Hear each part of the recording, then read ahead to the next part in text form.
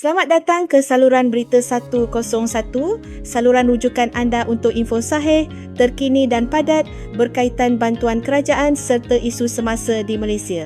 Untuk laporan kali ini, perhatian khusus diberikan kepada penerima sumbangan Asas Rahmah 2026, khususnya bagi kategori bujang berumur 21 hingga 59 tahun. Hari Jumaat ini, 16 Januari 2026 merupakan tarikh penting kerana penggunaan SARA 2026 bagi kategori bujang 21 hingga 59 tahun secara rasmi boleh mula digunakan.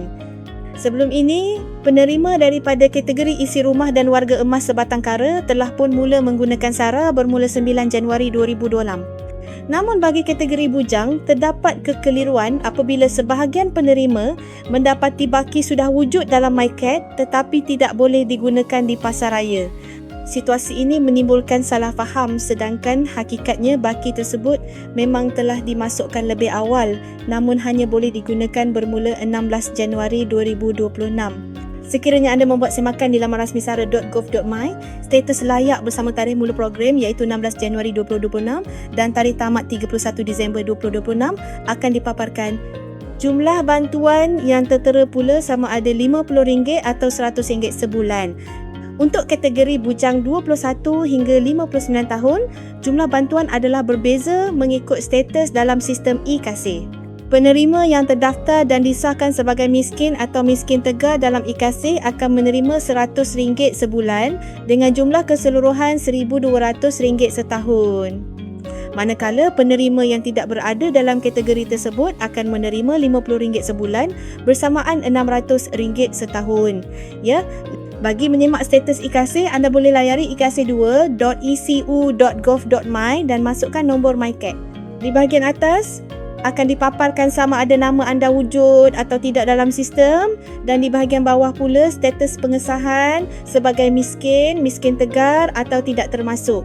Perlu diingatkan, pengesahan e-Kasih yang diambil kira adalah sehingga 31 Oktober 2025. Jika pengesahan dibuat selepas tarikh tersebut, penerima hanya akan menerima RM50 terlebih dahulu dan peningkatan ke RM100 hanya akan bermula pada fasa seterusnya.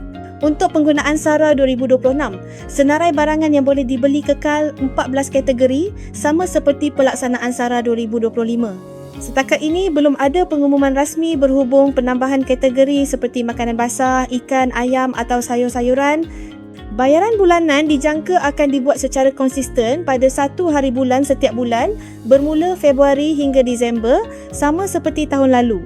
Baki SARA yang tidak digunakan tidak akan hangus, sebaliknya akan dibawa ke bulan berikutnya dan boleh dikumpulkan sehingga hujung tahun. Namun begitu, semua baki mesti digunakan sebelum 31 Disember 2026. Sebagai contoh, jika anda tidak menggunakan bantuan pada bulan Januari, baki tersebut akan dicampurkan dengan bayaran bulan seterusnya tanpa sebarang masalah. Selain itu, pada 9 Februari 2026, semua rakyat Malaysia berumur 18 tahun ke atas akan menerima penghargaan rahmah RM100 secara one-off termasuk penerima SARA. Akhir sekali, walaupun status STR anda diluluskan dalam sistem MySTR, jumlah STR mungkin dipaparkan kosong.